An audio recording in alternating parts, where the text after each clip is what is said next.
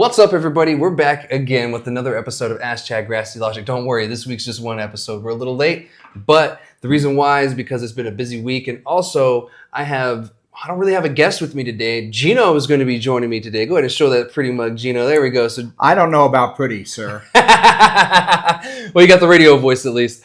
Well, it's one of those things. You've done it for long enough that it's kind of here. So I will do my best to produce and be on camera. Provide something. Yeah. Normally, Gino usually chimes in from the background. He's my producer of the show. But some of the guests have, really been telling me that, it'd be great to have Gino, kind of chiming in more in the conversations and stuff, and I agree, because you've been learning a lot the past few years from me. We've been doing this for about 2.5 years together. And I will tell you this right now, everything that I've learned is from Chad for the most part. Not everything, but a lot of it is in there. But a lot of the advocacy work that you do and a lot of that stuff, the behind the scenes kind of thing that has been going on, I've been learning a lot right here. And, I'm a political guy. I like to talk my politics and stuff like that. So I've had a few ideas, and I think that's what we talk about when the shows are done with your guests. And it's pretty cool. It is, yeah. Maybe one day we'll keep the camera rolling or something like that. But, we have some really good conversations afterwards and sometimes before. Ask Chad, Grassy Logic. After dark show. Dark show. We'll work on that. We'll ask Lindsay. She's usually pretty good with some ideas and stuff like that too. So I appreciate you joining me on camera. For the first time. As I said, this last part of the season, I kind of left it open for some different ideas, some different things and stuff like that. So if this is something that catches on, why not? We'll just keep doing it. Yeah, we can do at least for times when it's tough to get a guest, or when things get busy. We get busy during sometimes. But just to make sure that everybody gets that update and all the other things that are going on, especially as we're coming up, because there's a lot of stuff that's going to be coming up here. Yeah, and getting guests is a lot of work. And I'm thankful that you get to do all of that. So sometimes it's not always like in the best, the easiest, way to get guests and stuff. But, I think that, doing stuff like this is going to help. So that way I can give you guys just more direct information. And then Gino can chime in too. Because, I kind of feel that we have different perspectives on things and different spectrums. And that's the whole part of the whole thing is getting those different perspectives, but we're getting everything to work together with the same idea. If everybody has the same goal, we can work towards that goal with just different ways of getting around it. Yeah, exactly. All paths lead to Rome, as they say. If you're going to Rome, that is. Yeah. If we got a red plane and a blue plane, we don't know which one to go. Well, maybe come out in the car, let's see what happens. Hey, I like purple. There we go. See, there you go. Get you a purple plane. Like the purple weed. So this episode also might be a little bit shorter than normal, which I don't see it being wrong. A bad thing. I don't see that as a problem. Yeah, especially for Gino, since he's the one doing the editing. So, this might be a little bit of a shorter episode. Like I said, we're playing with some stuff. We're doing some other things. I got a couple other things planned for the rest of the season. A couple other ideas that we might implement, and who knows, it might catch on. We might do, some other things and kind of branch out in that sense. It's always good to try something a little new because you never know what's going to work. Right? Yeah, exactly. That's what you have to get to the politicians. Try a little something here. If it works, you make money. Yeah, exactly. It's like, let's try something a little bit new here. A little different. A little bit off the wall. Yeah. So we'll see how it goes, and enjoy the show. If not, enjoy Gino and his voice. Yay! All right, so we're gonna get not so much my face, but my voice. I hear Gino on the radio sometimes, and it's weird. I'll just be driving around. I'm like, oh, there's Gino, because it's a radio station. So I'll tune in. I'm like, oh, there's Gino right there. He has his radio voice on. It's a little bit different than what you hear right now. Whatever. Go ahead, continue. Get all right, cool. Stuff. So let's get into the episode, guys. Like I said, it might be a little bit short, but let's get on, right? So I was out of town on Wednesday. I was in Santa Fe. I went up to the CCD hearing. I know you knew about it. I've been telling everybody for weeks about it. I remembered it when I texted you. So Gino texted me while I was, after the hearing, I was eating, and he was like, hey, you ready? And I was like, oh, shit. And so I called him, I was like, hey, man. I'm in Santa Fe. Oh, yeah, that's today. Now, in my defense, I do get up at 4 o'clock every morning, and, by 3 o'clock, I may not necessarily know where I am at that time, It makes sense. And it's not cannabis induced, believe it or not. So self-induced. It's a self thing. But anyway, you were busy there. Yeah, it was a busy day. So me, myself, Josh Villegas, one of the guys I do the Res Dogs with, and Colt DeMorris. He's from Texas. He does a lot of Texas advocacy stuff there too. We all carpooled up to Santa Fe. We left at 4 a.m. We left early as shit. We left at 4 a.m., meaning I got up like at 3. And we got to Santa Fe around 8:30, 8:20 when we finally pulled in. We took a couple pit stops and stuff like that. We get there for the CCD rules hearing. You know, as you guys have been knowing, I've been telling y'all for weeks that this was happening. It was actually a pretty good turnout. I was a little, I guess I wasn't too surprised on people not showing up that I thought would show up. I know life happens, things happen, but sometimes people talk the big talk and don't show up. And to be honest, that's what I've noticed throughout the years of advocacies. A lot of people will do that, and that's kind of been the norm. So I'm never really surprised when it happens. I'm just like, okay, cool. I'm just glad there's almost 30 people here. Yeah. That's actually a pretty good turnout, meaning it's like 30 different businesses essentially showing up. Yeah. So I was happy to see that. It was pretty much the room that we were in wasn't very big, but we did fill up the whole room and there was no seats left. So Todd from the CCD, it was really great. He was really respectful. He did a really good job for us. It was very catering. And that's something that people were noticing too. Is like, yeah, did you notice Todd was, really kind of catering, like, this is your house, even bringing chairs out himself, because usually there's someone else that does that. Yeah. Usually it's like someone else, not the CCD director, going and get the chairs themselves for people to sit down. Maybe we should work on getting him on the show. I did ask him after the episode. I don't mean to call you out like that, Todd, but I did ask him after the episode, after the hearing. I did speak to him for a little bit. We stayed behind.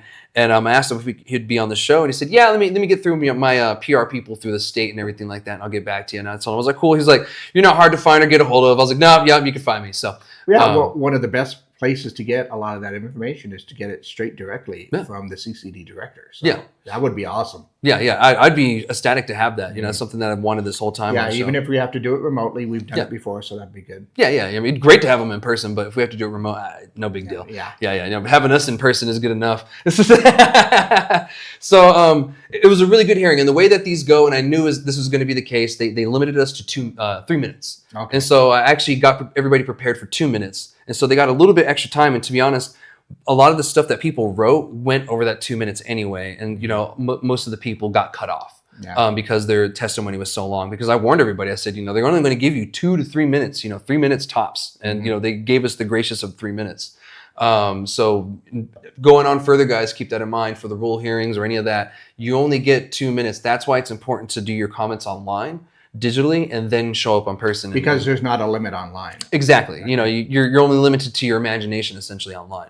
I wrote 4 pages, was my public comment. It was 4 pages. I went through several different rules, my suggestions of fixes, et cetera, et cetera. We go in, and I sat in somewhere in the middle or somewhere on the side, and we go in, and a really good hearing. Said hi to everybody. It was really cool to see everyone that we went. Met some new people too. That was great. And meeting some people for the first time, and to face to face. We see them online and stuff, so it was real cool to see those people too. Good. So so they started the hearing, and normally the way they start, they have to do a bunch of procedural shit. They have to go in and say, okay, these are the public comments. We have to put them in as what's the word he uses? Pretty much, when they enter something almost as evidence, but it's not. They call it. I can't think of the word off the top of my head right now. They used it during the day, but anyway, they put it into the record is really what they're doing, and they're opening it up to the record. So all the public comments digitally online. They were naming 67 or something like that. That's pretty. He went through the who was the person that named the comment, and went down and blah blah blah. All 67. Wow. So it takes a while.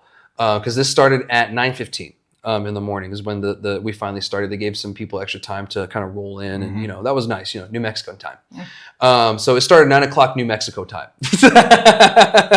So they did all that, the procedural stuff. They went through that, and then they didn't go through every single rule, but they did go through the rules because one of them was like 13, 20 something pages long or something like that. It was a long one, and some other ones 2-3 pages.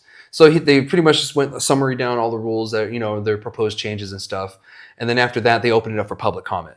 And by the time they opened up for public comment, it was probably around almost 10, because, that shit takes a while. And I told everybody, I said, be there at 9, but, they do take a while to start. But it's great to be there so you can get a seat, because sometimes, it doesn't. And also, you have to sign up for public comment. You don't just, automatically, raise your hand if you want to talk. There's a sign-in sheet when you go in. And there was 2, actually. Usually there's only 1. This time they had a attendance sheet for everybody that showed up, and then they had the public comment sheet for people that wanted to make public comment, which makes sense. Yeah. Sounds like they're trying to get an idea of, how many people really want to learn about it, or at least the attendance to see who's going to participate. Yeah, exactly. You know, and that was good to see, because usually, like I said, it's one sheet. Here's the you know, the public comment sheet, or whatever the fuck. It's also the sign-in sheet sometimes. But it's good that they had the 2 sheets. That way, you know, that, you know, you can do the public comment and, you know, the attendance. So that way, for their records and everyone else's, I mean, it was good to know how many people were there. That's you know, there's almost about 30 or maybe more, and it was really cool to see. Anyway, so they open up public comments. I happened to be the second one that made public comment, because I just happened to be the second one that signed up. I really just reminded everybody that we should be looking towards a way to start deregulating the cannabis industry versus over-regulating, or continuing the over-regulation of the industry. Because you and I both know that the regulations are a little bit crazy. And, you know, I've been learning more about it, you know, throughout the years with this too, and how it's changing. That it's very over-regulated. And I started off with that, but beforehand, with that Zoom hearing that I had with all the people, and some of you watching were probably in attendance, we strategized, and I told people, okay, these are the rules, blah, blah, blah. Who wants to take this up? Who wants to take this up? Okay, you're going to take that. Cool. You're going to speak on that. Because what I wanted to get around, and what still happened at the end of the day, was us saying the same thing and wasting, I wouldn't say wasting time, but wasting your own time with the 2-3 minutes that you have. If 5 other people are saying this one thing, great. Let them finish that. But when you get to your public comment, if you're going to say it, maybe think about something else, because there might be something more important that you can say that hasn't been said yet, you know, and you don't want to waste that time or that opportunity. So if many other people have already said it, and what I'm talking about is the opaque packaging. You know, and don't get me wrong, it was a great argument. You know, there was a good reason why so many of us were bringing that up, is because if they go to this, a lot of businesses will hurt. You know, like some people buy packaging months in advance, you know, or year out, you know. And yeah, you have to. It's not like you're just going to order everything for tomorrow when the rules change. So, exactly. But the only problem with that is it's a law change. It has to change in the CRA. So that's why I was like, okay, we need to let them know we acknowledge this. We don't like it, but we have to acknowledge that it's a CRA change, and will you work with us in the time being while we figure this out in the CRA? And that's really what I wanted the message to go across with them. And I think it got there for the most part, but it started getting dragged on. More people kept talking about it. And it got so bad that I had to post on my stories on Instagram that I was like, all right, guys, let's move on to another argument. I think they get it. Because, you know, like, I just kept hearing it. I was like, okay, there's so many other things we could be talking about too. I mean, there was like 40 pages of changes or something like that altogether that we could be talking about. We can't get stuck on one thing. Exactly. You don't want to get stuck on that one thing, because then there will be other rules that might be minor changes. They might be something simple, but the idea of unintended consequences when you get to those other rules, you know, and if nobody talks about it or nobody brings it up, and all of a sudden you're like, well, why didn't we do anything? Because everybody talked about that one thing and they didn't get a chance to. Exactly. And, you know, some people actually read the room and was reading that too, and they're kind of basing their public comments off of it. So they're leaving it loose, and that was smart. And that's smart to do. So it's good. I'm glad that those of you did it. Good job. And that's kind of what I usually do, but I went second. And I did this on purpose too, because I wanted to focus on the patients. I knew everybody was going to be hyper-focused on businesses. And the patients always get forgotten about and kind of thrown to the side. And I even said this during my public comment. I said, you know, normally I would, you know, say everything I could about all the rules, but I don't have time today. I said, I'm actually going to be here to talk about the patients. You know, everyone sitting behind me is probably going to take over and say everything that I've already said in my public comment online. But today I want to reiterate some things for patients. And here's the things that I kind of push for. I wanted them to understand that not every city has the same jurisdictions and the same laws and the same rules. So there's a rule change that doesn't allow non-residential areas can't get deliveries, like cannabis deliveries, which didn't make any sense to me. And I had to give them an example. I said, in Las Cruces, we just changed our zoning to allow housing all over the city, wherever you want. So essentially, someone could be living on top of the mall, but they can't get their cannabis because they don't live in a residential area, a zoned residential area, really, essentially, because now it's mixed. You know, it's not really like one zoning, really. It's a mixed kind of thing. So my thing is, now you're leaving it up to the city jurisdictions, and that could, you know, conflict with the CRA.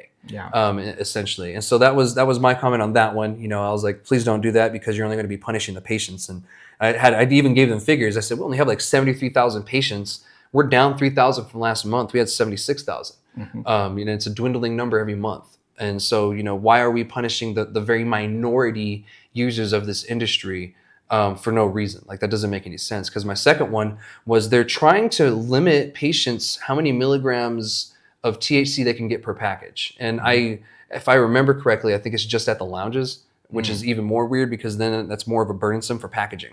Yeah. Because then you have to make lounge specific packaging. I'm just like, okay, I get that you guys are trying to limit how much people are getting at a lounge, but if someone's getting 800 milligrams, they're more than likely able to handle that, because these days, most people know that edibles you don't play with. Like, it's not something that you just, and like people that have been around for a while, they can probably eat more. Like myself, I could probably take 300 milligrams and not start maybe feeling it.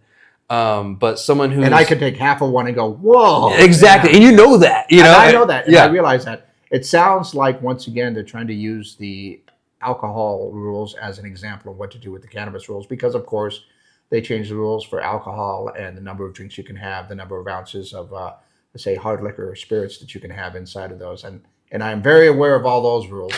So even though I don't do that anymore, for reasons, but it sounds like they're trying to do that, because if you can limit the number, it's like the goofy rule that if you're buying a round for the table, you can only have 2 drinks in your hand at the same time. Yeah, you can only double fist one person. Exactly. And so so that they're trying to do the same thing and limiting the amount of the THC on there.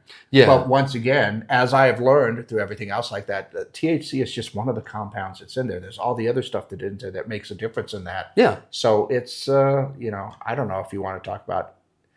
There's no way to really equate that, because it does affect everybody differently with the alcohol stuff, and saying like, if I do this much THC, it's going to have this much effect on me because of all the other compounds. At least that's from my amateur view on it, So yeah, no, and you're right too. My only problem is they're doing this just to the patients. Yes. They're, if this was for rec side, by all means, whatever. They're just it's for the fun thing. But if you're limiting a patient, that doesn't make sense to me. They have a medical cannabis card. They've already limited the patients anyway for the amount that they can have for a certain amount of time, right? Yeah. I mean, you have your rolling 90-day limit, and I'm going to get to that too. That's another thing that I mentioned. They already limit us, to a certain amount per rolling days. So why would you limit us when we're buying at the time, even if we're at a lounge? Because I will take a 100 milligram drink and I'm fine. And I'll be okay. And it'll probably take a long time for me to feel anything slightly. 200-300 milligrams, okay, maybe, but I'm also not chugging those. Just like at a bar, I'm kind of pacing myself, hanging out, smoking a doobie, having a good time.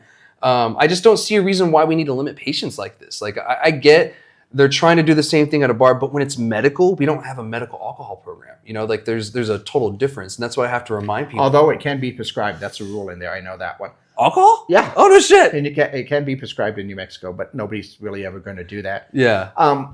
I find that interesting, because if we want to concentrate on the medicinal side of cannabis, because you have different doses for different patients that have that. And a lot of times, as a person uses regular medication, they'll increase those doses because the body builds up a little bit of a tolerance for anything else. Especially cancer patients. Especially cancer patients.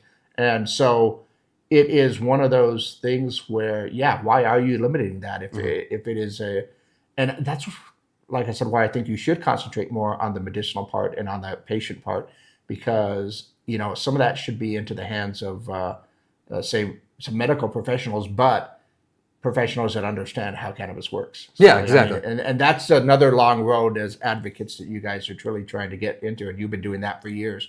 But the idea of actually trying to bring this down on the patients when it should be the patients that you're catering to. Yeah, exactly. It should be, in my opinion, opposite, if anything. Exactly. Like I really don't want that to happen to the the rec side, but if anything, it should be opposite, because we did this for the patients for a reason, to allow them to have essentially no limit per package, whatever. And it's up to the producers. Most of them just stop it at 500. They don't have to. But if someone needs 1,000 milligrams, of THC, CBD, CBG, CBN, whatever, they should be able to get that. Like if they need it. Especially the cancer patients, because as we all know, the RSO or the FICO, the oil that the cancer patients use, you see them, put the little bit dot in, they need a lot of that, and they get up to about a gram a day. They start to gradually work themselves up because they need that amount of THC to fight it. or even just to help them, through chemo. To help them cope with it. Yeah, exactly. Like they need the high amounts of THC, and those are the people I advocate for to have high amounts of THC, because we all know THC is not everything. I mentioned that before. Yeah, you heard that a couple times. But I do add a caveat in there. There are instances where certain people need that, and it's not everybody. Yeah. It's not everyone, but the patients aren't everybody either. They're very special people in our industry. And one thing I did remind them too is the reason why we have this rec industry adult side that people are making money off of is because of the patients in the first place. So we can't forget them. So let's not make it harder for them already, because thousands are leaving the program every month already.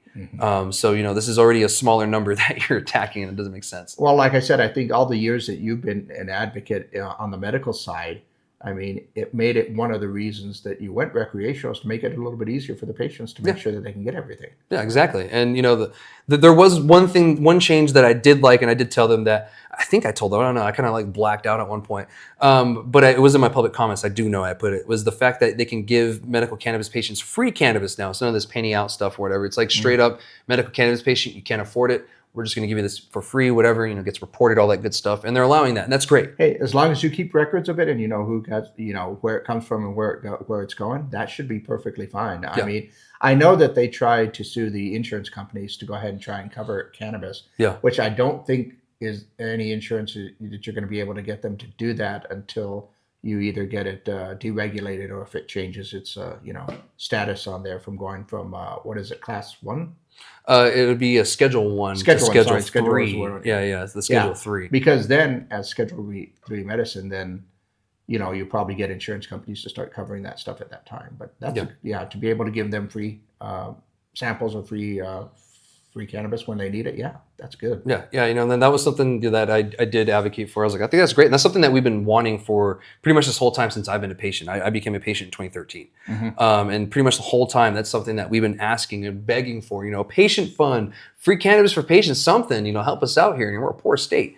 But now I think we're at the point where it makes sense. Yeah. You know what I mean? We're at the point in the industry where it makes sense. So the last thing that I really pointed out to them, and this was me proposing this. This wasn't in the rules. This is nowhere really other than, the beginning part. So I asked them to end the rolling 90 days for the amount of cannabis that you get. I'm not asking them to increase the amount of cannabis that we get, but lower the amount of time that it takes to replenish that. So, I've explained it before. If you buy 1 gram today, in 90 days, that same 1 gram will be available. And for some patients in New Mexico, that's just doesn't work. Yeah. You know what I mean? And that's a very long time. That's 3 months. Yeah. So I proposed 30 days. And I backed this up when I said there's some states that already do this at a shorter time period, and it's Hawaii. They do 14 days for the 4 ounces that they get. Yeah, they do 14 rolling days. And I said they already do that. It seems to work, and it does benefit the patients. I think 30 days is more than enough for here, because we do get more than the patients in Hawaii, so that will hold you over for the 30 days. And if there are any patients out there that this wouldn't, please tell me, and I will advocate for something shorter, because this is just what I've been told, that 30 days for most patients, they can probably get by with, it's almost a pound that you can get as a patient. So, in 30 days, if I buy an ounce now, it's not going to take me 3 months to get that 28 grams back. And, who knows if I need that 28 grams within that 3 months. Yeah. It takes next month. It's like a next pay period kind of thing. Yeah. So that's the reason why I came up with the 30. It's not an arbitrary number like most of the government does. I did talk to people. They said, about 30 days is usually, when I replenish. I'm like, okay, that'd be perfect. Well, you have, I think, when they came up with the 90, they're equating that one more to your prescriptions, because you can get 90-day prescriptions. I do that a lot for some of my medications. So I have those for 3 months. But once again, if you need more of that, like when I run out, I can't get anything. Yeah, exactly. And that will happen a lot for, say, my asthma medication or something else like that. Yeah. I can understand that one as a patient, that would be it. Because when you need your medicine, you need your medicine. And then the rules say that you can't have it. Yeah. And it's unfortunate. That's important. And in many ways. And it's not that you can't get it. You just have to pay the taxes on it. If you go over your limit. Yeah, that's what I was going to ask you. If you go over your limit as a patient, you can still buy the recreational stuff. But then again, that's, and you don't get you're getting, what is it, 20 21? 21 now. Yes, 21, 21% tax now. And you don't get the benefit of the higher THC stuff. So you're limited at the 100 milligrams per package. You don't get 500, or 800, they're trying to limit now, or 1,000, whatever. You don't qualify for that anymore either. So if you're a cancer patient and you need a lot of this, you're shit out of luck, And so I think the 30-day thing is perfect. But like I said, if that's wrong and 14 days, by all means, let me know, and I'll change my mind on it, because that's really how I've advocated throughout the times, what the patients tell me and what I hear, the issues and stuff throughout the whole state. It's not just, I think about it while I'm taking a crap in the morning. It's like, I've talked to real which people I'm sure you do. Oh yeah, of course, the thinking throne. But that was my my public comment. It was only 2.5 minutes long or something like that. And I know this has taken like 20 to explain the whole thing, but there was a lot of context that goes into that and the reason why.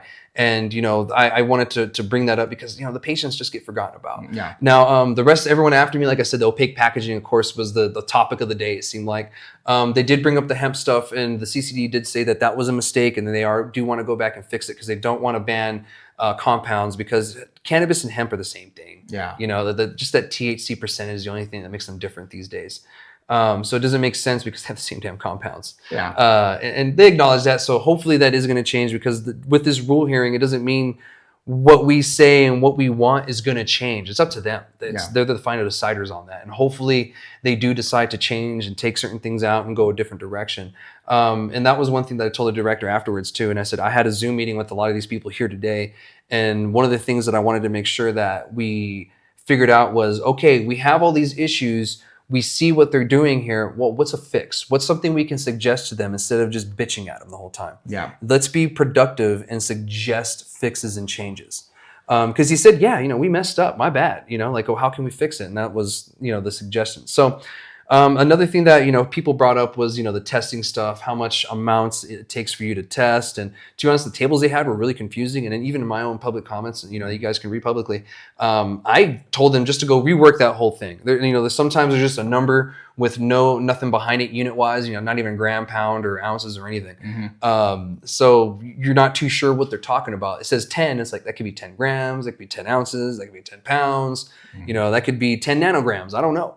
And so all of us were kind of on the same page, like, yeah, it's a little weird, blah, blah, blah. One testing facility was there. They actually came from Sunland Park, so that was good to see. Good. Yeah. But it's also unfortunate because Albuquerque's right there and they have a bunch and none of them showed up. Like for some reason, it's always the South having to, kind of show up to things, because a lot of Southern businesses showed up and a lot of Albuquerque, Santa Fe didn't, even though they were there.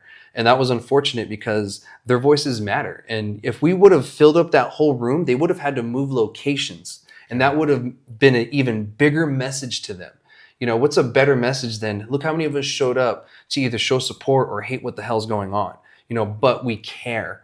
And that was what we were showing. And to be honest, they loved that. They appreciate that and want to hear from it. But we'll get back to the rules and everything, that they pretty much everyone went through that and the whole thing. It took about an hour because the hearing ended around 11:15 is when everything got, broken off and everything. So that was pretty much everything that happened. We met with the director, everything afterwards, had some lunch with some people afterwards, and then we headed back down. So, we'll see what happens. It's up to them at the end of the day, and they said they'll let us know. So there could be a chance of another hearing soon, or they could just scrap that whole thing, write some new ones, and then maybe next year or something, there might be a new rules hearing, but I have no clue.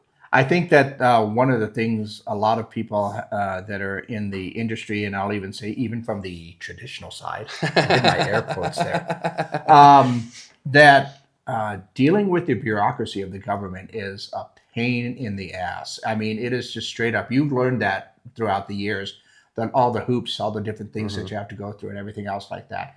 And I think getting everybody to kind of understand that, because there's a lot of people that work the system and they get what they want. I think that the cannabis industry has to learn how to work within that system too and get all that stuff. Yeah. And that basically means, coming up with the ideas between the entire community. I love the fact that you do those meetings every once in a while. You travel to the town halls. Town halls. You travel to the different cities, and I watched a couple and seeing how everybody else thinks. But to trying to get that whole community to come together and let them know how to make sure to run it properly. Yeah. It's the same thing that, like testing.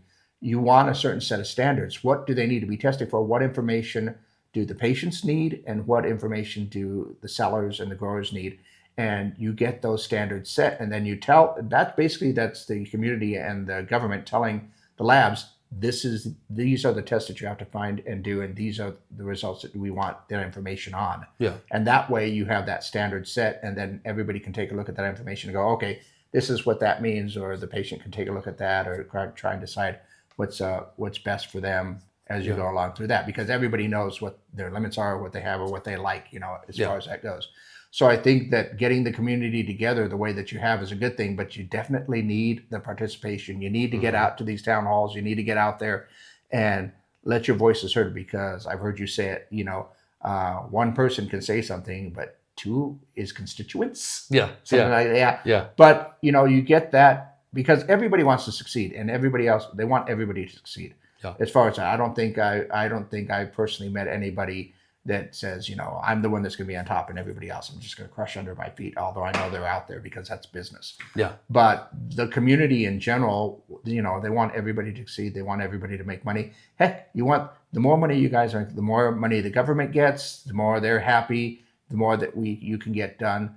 And some of that actually comes from self-regulation as well as what the CCD is. You got to have everybody on the same page to go ahead and make sure that you are following those rules, and set those rules for yourself. You know, I'm once again, this could be my ignorance speaking here for a little bit, but I mean, there's a lot of unwritten rules in the traditional market that everybody follows, right? Yeah. So why not have those rules for the legal side, and just make sure that everybody is just following those rules? That's a good way to put it. The unwritten rules part, because the traditional market did have a lot of its unwritten rules, and its nuances and all that good stuff. But we are, which I know nothing about, so don't take my word on anything like that. Yeah. So that's the component we're missing in the legalization, or the legalized market too, in New Mexico. And I had a conversation with one of the operators afterwards. We all kind of talked afterwards, and I mentioned the whole rat thing. Like being a rat and ratting someone out. Like some people don't like the fact that you can report people in the industry, this and that. I'm like, yeah, but that's every industry. Like even the salons, there's a number you can call and report someone doing something wrong. Oh yeah. Like there's absolutely. It's for every industry. We're not going to get away from that, is what I'm saying. Like that's just standard. What we're going to get away from is this standard rat mentality of, if you say something going on wrong, whatever the fuck, because everyone has their own definition of being a rat. Yeah. You know what I mean? Like it doesn't necessarily mean you're just saying something going on or whatever the fuck. It's not really what being a rat means, but most people take it as, if you say anything that you see going wrong and you say it, you're a rat. And that's not what it really means. And that's the problem that we have in the industry, is that there's like 10 million definitions of what being a rat is.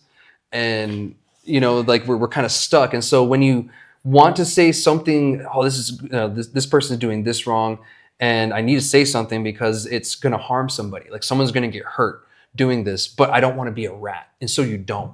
And then all these issues just continue in the state.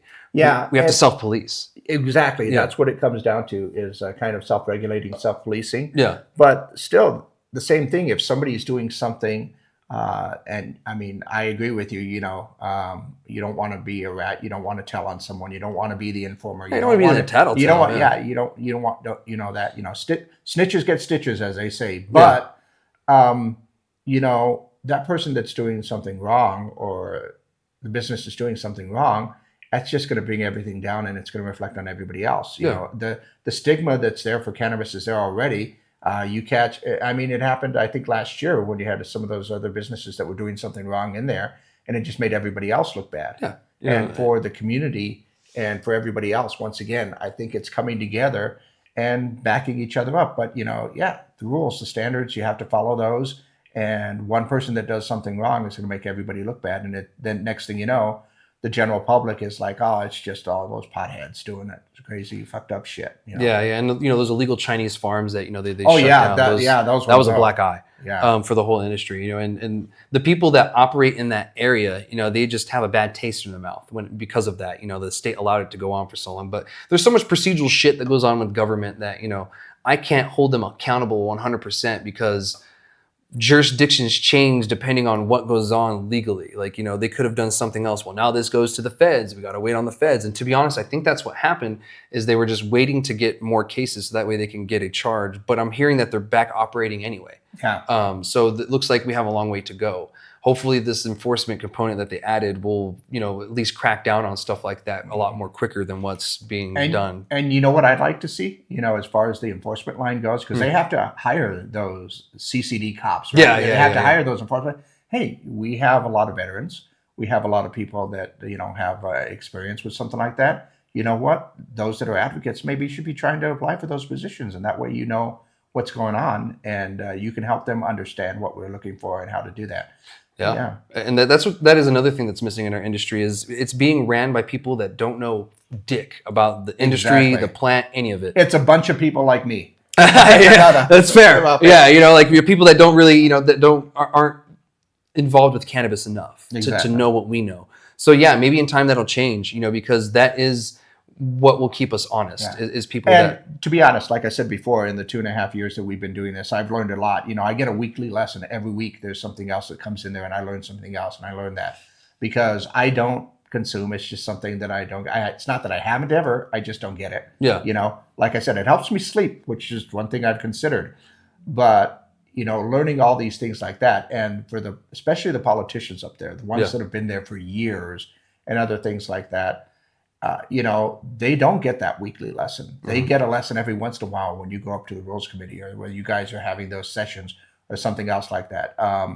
Having the mayor from Grants, be somebody that's into the industry there is actually helping out a lot. Yeah. And I think we need more people to go ahead and do that because it's not a matter of trying to convince people that it's not bad or something else because some people are going to have that. But getting as those generations come up, as more people that are coming up like that, to kind of educate and just let people know exactly what's going on. Educate them more, once again, on the medical side of things. Mm-hmm. We should really, like you said, the focus should really be on the medical side of things.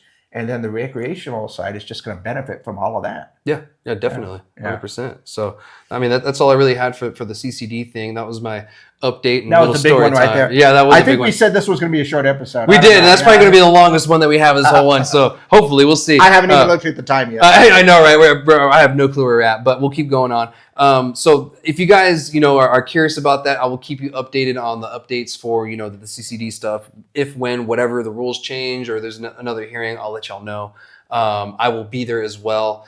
But these are important to show up to, so make sure you can just show up to the next one if it happens. Rules are important and they do want to hear from us. So be the change. Don't allow it to change you or have you change, because that's what happens when change happens without people telling them is you have to change, not them changing things for you. Mm-hmm. And they want to hear from us. So, but anyway, while I was driving back from Albuquerque, Colt DeMorris, our Texas advocate, was in the car and he got a notification that essentially the advocates in Texas defeated their hemp ban again. Oh, good. As you guys have been hearing, the past few months, almost a year, it feels like, most of the year, it feels like Texas has been battling a hemp ban, the Delta 8s, THCA, pretty much everything. And they defeated it successfully the first time in the regular session. Immediately after that one ended, the governor called a special session.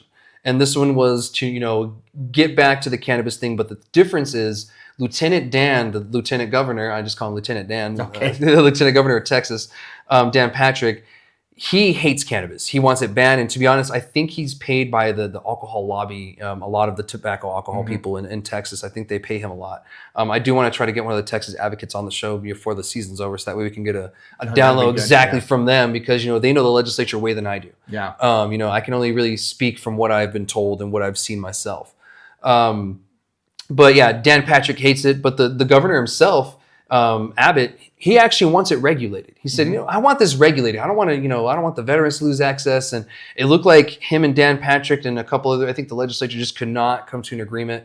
And so Dan Patrick had put on, Dan Patrick, Lieutenant Dan. I'll just call him Lieutenant Dan because I confuse myself. I was going to call him, don't confuse myself. Yeah. So Lieutenant Dan had put on his X or, formerly known as Twitter, that they're going to send Dine or, they're going to be done. Sine Dine, because they couldn't come to a conclusion on that matter. So he said, we're going to finish up what we're doing with the flood relief stuff, and then we're going to, end tonight after that. So as of Wednesday, they ended their session, and Texas defeated their legislature again when it comes to hemp. So congratulations to the advocates in Texas. And to be honest, this is a lesson to everybody around the nation that you can change shit. I mean, Texas is one of the most anti-cannabis places in the nation, with one of the biggest cannabis markets in the nation.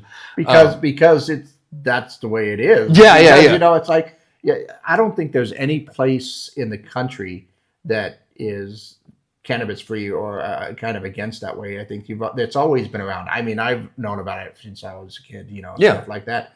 And it's not going to be any different in Texas. The difference is that if you can regulate it to make sure that you're not getting any bad stuff that's out there and make money off it. I think I told you before, if you want the politicians to pay attention, give them the ideas where it's going to get more money into their pockets. I don't mean in the bad way, not the bad way, in a good way, in the name of taxes and stuff like that you can get through there.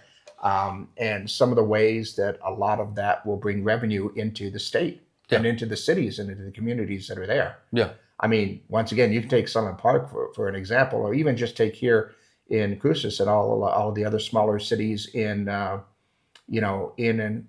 around here in New Mexico, up north, the whole thing like that, that those ones are actually helping out more of the communities because you're actually getting more money flowing through those communities. That's the way economics works, Matt. The more money that you have moving, the better it is for everybody. Yeah, exactly. And that Albuquerque's already funding that UBI program where they're giving a certain number of families $750 a month. Wow.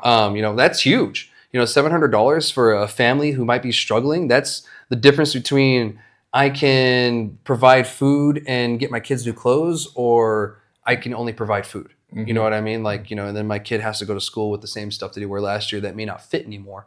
Because kids grow, pretty quickly. Come to find out. I'm well aware of that. Yeah, come to find out, they grow pretty fast. They do grow pretty fast. Yeah, so, that might, change a family's, life, essentially. That might get them right back on track where they go. Who knows? I don't know. We don't know yet, because this is so new. But cannabis funded that. We did that, that's something great that we did for the state. I want to continue that. And we can keep proving that to the politicians by doing this, but we got to speak up. Yeah, that's exactly. the first thing is you got to speak up. We got to show up, and we got to continue to change this industry for the better.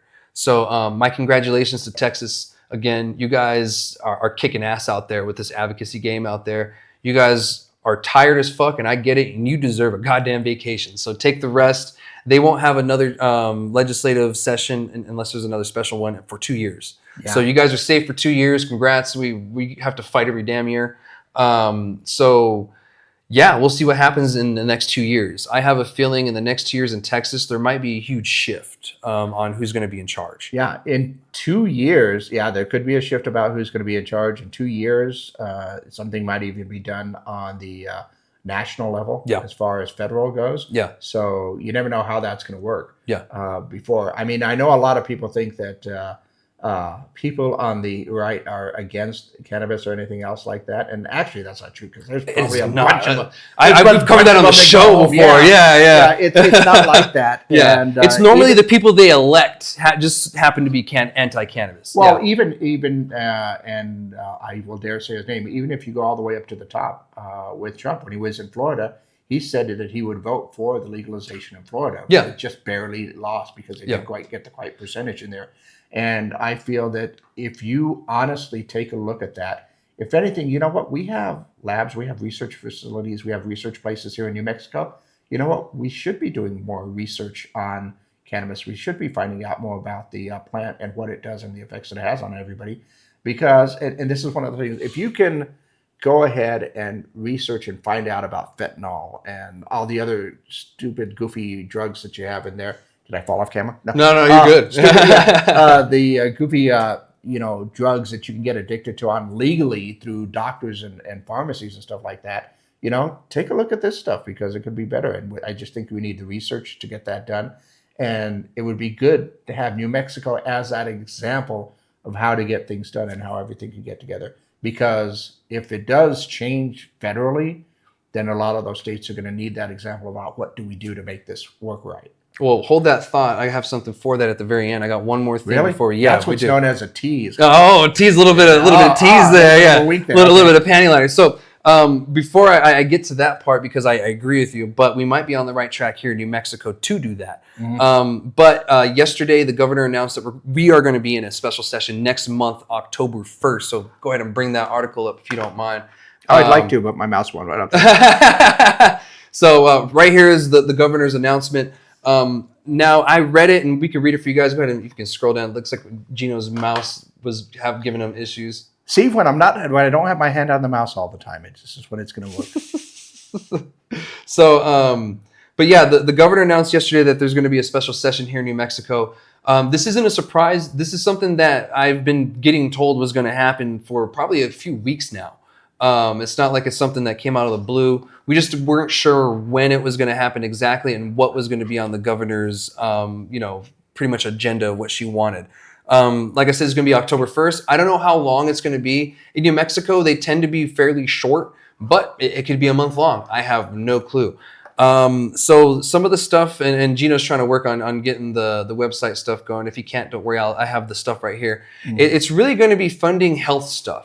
Since, the federal funding stuff changed, New Mexico's kind of short on the funding for the Medicaid and all that good stuff. We're a little short on that, so they're going to be addressing that is essentially what's going to happen. So it's going to be funding rural health care delivery fund, taking action to make healthcare insurance premiums more affordable, Medicaid coverage, new investments in food assistance for children, funding for public broadcasting. That was cut too. Additional resources to help the healthcare authority prepare for upcoming Medicaid enrollment changes. So yeah, no big deal, Gino. I got it. We got the headline. Yeah, we got the headline at least though. So we're having a little technical difficulties there, but at least I got the information for you guys out. No cannabis was mentioned, and the reason why I'm mentioning this is because it's huge. But no cannabis was mentioned, but that doesn't mean it won't get brought up. There's a chance that it could get brought up. I don't know if it will. But keep an eye out, and I'll let you guys know too. I already put a thing on my story today showing people how to use the NM Legis website. That's actually on my Instagram. You might have to scroll a little while. Maybe I'll pin it again during the session and everything so you guys know. So that's everything pretty much going on with the special session. I wanted to make sure everybody knows about that because is cannabis mentioned? No, but it can. During a special session, the legislature can pretty much introduce whatever they want. This is just the governor's agenda of what she is doing this special session for. So if something passes that isn't on here, she may or may not sign it. But it is what it is. So we'll see what happens. To me, a lot of this stuff is just preparing for the future of changes. So we'll see what comes from it. Like I said, we got a few weeks to prepare. Until then, I'll just keep you guys informed on what's being said and if there's any bills that are pre-filed. Because the pre-filing will probably happen here in a couple weeks. So that's all I have for that. Gino, do you have any questions on that, man? You think or conversation? I know you're busy over here. Well, special sessions. I can say that 5 times. I am a professional. I've been up for a while now. But some of these special sessions are interesting the way that they come up because the governor's called them before. Mm-hmm. I think there was a bunch of 2A stuff in Albuquerque and crime stuff that they brought up in the past. And we actually passed cannabis on the special session. Oh, yeah. So things can happen in a special session. Yeah. God, I cannot say that today. SP. Wait. SS, special session. We don't want to say that. No, we don't want to say that. Yeah, special session. SP, a special sesh. Yeah, that would be coming up, that they're important and you got to be paying attention to what's going on in there. Yeah, that's what I think. So definitely. But once again, it's just one of those things. How much is the community going to support or talk about that whole thing when it comes up? Yeah, and if any of this is going to affect you, contact your representatives, your state representatives, and let them know what you want to see or what you hope to see, because these are probably most likely going to be put in there. And don't get me wrong, there's going to be a bunch of fluff bills too. Those get put in there all the time, BS bills that aren't going to pass. But we'll see what happens. Here in a couple weeks. I'll keep you guys updated. So the very last thing we're going to talk about, and I said this is going to be a fast episode, it's going to be under an hour hopefully, is the DEA announced that the Veteran Affairs in Albuquerque here in New Mexico applied for a request for authorization for Schedule 1 and 2 substances. And what that means is they're applying for this, and it's right here. And I mean, you don't have to read the whole article on that one. I just wanted to pull up the headline at least. What they're going to do with this one is they're going to be studying cannabis use on veterans. Is it effective? Will it help? Et cetera, because you can study cannabis in America if it's a Schedule 1 and 2 substance. You just have to get a special, documentation, bureaucratic BS through the DEA. And the VA being who they are, they're a government entity, pretty easy for them to request that, and it's straight medical. It says they must follow 21 USC 952A.2 or whatever, which limits the how much cannabis and all that stuff and what they can use. And it's very strict. None of this is going to be allowed for distribution. It's going to be a study, so if there's an opportunity for even me to join this study, I'll join it because I'm a part of the VA system here in New Mexico. So I'd love to be a part of this study myself. So that's one reason why I'm bringing it up, because the veterans out there, if you're listening, if this is you in Albuquerque especially, keep an eye out for it, because you might be able to get medical cannabis from the VA finally on their dime. Like you're not paying for it, because right now we have to pay for it ourselves. So check my socials for updates on this. I'll be keeping more people informed on it. I just heard about this before the show happened. So we'll see what happened. If they get approved, Albuquerque VA, that's huge. That's what we were talking about before. That's exactly what I mentioned before, that we should be studying this right here. And that would be a great example of what to do and to get these studies out there so that you have that. Because there's a lot of myths. There's a lot of things that people assume about cannabis that they don't know. I had a few of them in my mind. I've learned a lot of things. So if everybody else can get that education, and the best way to do that is to study it, see if it works. If we can do the studies that we're going to have on mushrooms, on that stuff, psilocybin? Psilocybin. Yeah. I was close. You're getting there. I'm getting there. I'm still learning. But they were doing research on that. They were trying to learn about a lot of things like that. The fact that this whole industry or this plant has been stigmatized for so long that people aren't willing to take a look at that, which blows my mind, considering we've had heroin in the past. We talk about all the fentanyl stuff that's out there that's going crazy, all the medicines that we used to use in some way to help people out. And cannabis being like one of the most benign ones that's out there. Even before it was recreational, you knew a lot of people that were doing it, and yet somehow society still functioned fairly well. I said fairly well. So, but it was those outliers, the ones, like I said, the one person that does something wrong or does something bad that gives the whole idea of that. Because I know it. There's a lot of people, professionals, a lot of others that will partake. And like I said, everything seems to run fine anyway. And I think we should use that as an example, because even being recreational for these past few years, do we have statistics on crime statistics? Do we have anything else like that? Has it made a difference in anything the way that it's running right now? I don't think anybody's really even noticed a difference. No. Other than occasionally when you're walking around outside, you go like, ooh, okay. Yeah. I think that is like the main difference, is you just smell it more. I think really, there's not like, the sky fell. Cars are running into each other at every corner. Like that's not happening. My nephew is attending NMSU in here, and so he moved into my spare room, and the other day he said, the other night, you can definitely smell that there was this skunk out there or something. I'm going like, yes, it was a skunk in the middle of the city. That's exactly what that smell was. Like definitely. I'm not going to tell him. I was like, I'll let him figure it out. But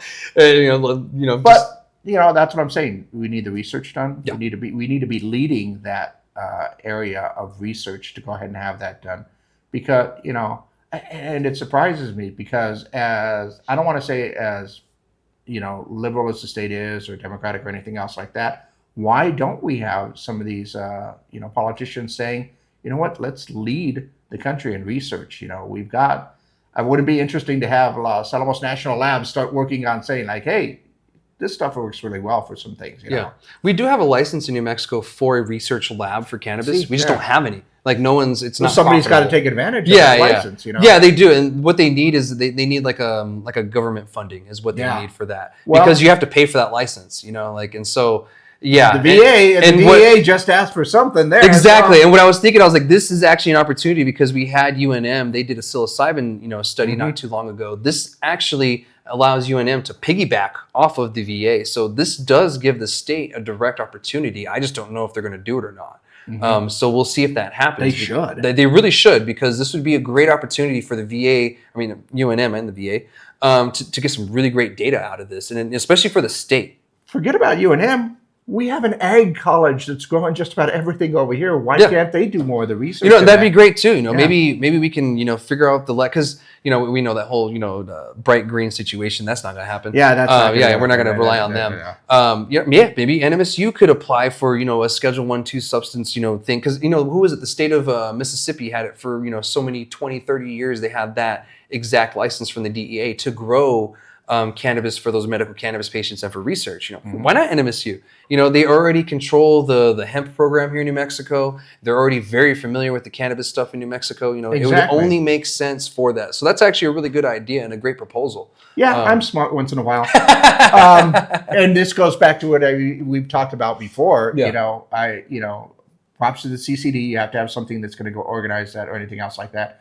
But if you ever get to the point where it is descheduled, why isn't the Department of Agriculture or New Mexico Department of Agriculture looking more at this as a regulated plant than anything else? Yeah, exactly. And I think when that time comes, that might just be the case, because they're going to be like, all right, guys, this is now a federally legal crop, which it might fall under us now.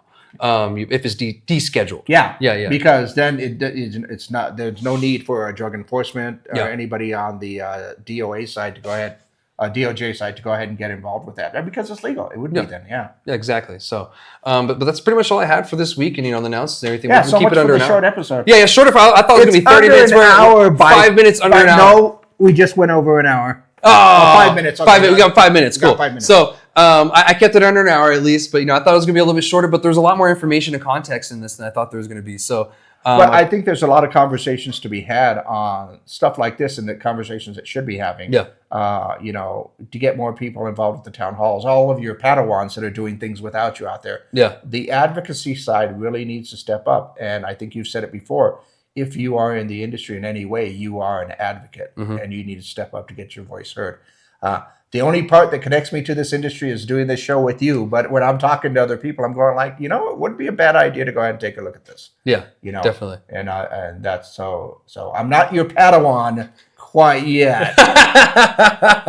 You're getting there. I'm learning things. I will be the, like I tell people, I will be the fool that is asking the questions just to find out and learn a lot more about this. Yeah. So that would be it. So. Well, I appreciate being here all these years, willing to listen and willing to learn, because, that makes a big difference. I think that's one of the things that once again, the advocates need to do. I don't think it's a matter of people that are against it. I think they're against certain things that they've heard in the past and that they're used to.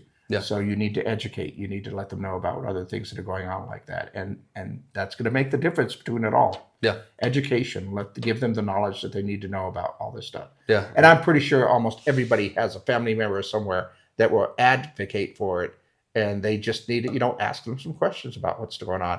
And it's not necessarily for everybody. Like I said, I don't partake. Yeah. But I'm not going to deny somebody that it's actually going to help out. Yeah, exactly. I'm not going to say that, Chad's an asshole because he smokes weed. He could be for other reasons, but not because of that. Yeah, exactly. No, you're good. That was a good one. Yeah. No, but that's a good point. It doesn't make you a bad person. And, like you said before, it doesn't matter what side of the spectrum of political that you stand, left, right, middle, whatever. You like cannabis, like majority of Americans want legalized cannabis. I think it's like 65 or almost 70% now, which means that left, right, and center, this is a bipartisan issue. And it needs to be treated as such. It's just unfortunate we have fermenting apples in Congress. That's more like fermenting onions. Than apples it's starting to stink now. So, yeah, I'm glad we all agree on that one. Term limits. God damn it. I'm definitely for term limits for sure. Yeah, I think at this point, I feel like a lot of us are. Yeah, not to turn it into too much of a political discussion, but I think that, and every day I think you hear about more and more people that are getting out, and we just need to put in place a lot of those people that are doing that, whether, Republican or Democrat or anything else. I think there's a lot of people that are coming up in politics these days that would be for and advocate for cannabis. And I think, the way that our political world is going, it's not great, don't get me wrong, but I think it's leading to a nonpartisan kind of thing, like to where people are going to stop worrying so much about parties. Don't get me wrong, you're going to have those diehards. They're always going to be there. But for the most part, because the most common voter in America is the independent voter. Absolutely. That's what wins or loses you in an election, is that independent voter. And that tells me that we're leading towards just fucking get the job done. I don't care what party. Here's the thing. There are many ways to get things done. There are many ways that you can advocate for cannabis, many ways that you can advocate for getting the whole thing descheduled right there. And there's more than one path on getting there. And the different ideas that you have of getting there, but if everybody works for that common goal, we can get that done. And I think that's a lot of what we get into politics. Yeah. There's a lot of different ways to get things done, but everybody's going to have their ideas on how to get that done. You talk about it, you hash it out, you have these conversations, and then you work towards the same goal. And I think, as you said, more and more we're getting people that are just working to the same goal. Like, let's just get shit working right. Yeah, let's fix it. In the cannabis industry. Yeah, not everywhere. Not a political statement in any way. Exactly. So, Gino, appreciate you joining me this week, man. It was not a problem. I think it was a great suggestion, the guests that have been suggesting you joining me and kind of chiming in and stuff. So maybe this is something we'll keep on. Let us know how you guys enjoyed it. We only continue if you guys like it. I would say that I don't mind playing that devil's advocate of somebody who's kind of outside of that thing to notice things, because there's a lot more to it than just, you want to go get a session on something like that. There's a lot more to it than just that. That's going on. Yeah, and we have a lot to show them improve anyway. So why not start now? So exactly. Not start Monday. We start now. So. We start. Yeah. Heck yeah. So. Start on Friday, not Monday. Oh wait, Saturday when the show comes out. So sorry for the episode being late again, guys. It's been an interesting season, but we're getting it figured out. We got a lot of changes coming. But we got a lot of good ideas too that I want to implement. So we'll see you guys next week with another episode of #Grassy Logic. Is it going to be like the same kind of thing that I've been doing? I don't know. Wait and find out. We'll play with some toys. Right. Yeah. Exactly. All right, guys. I'll see you. Shoots.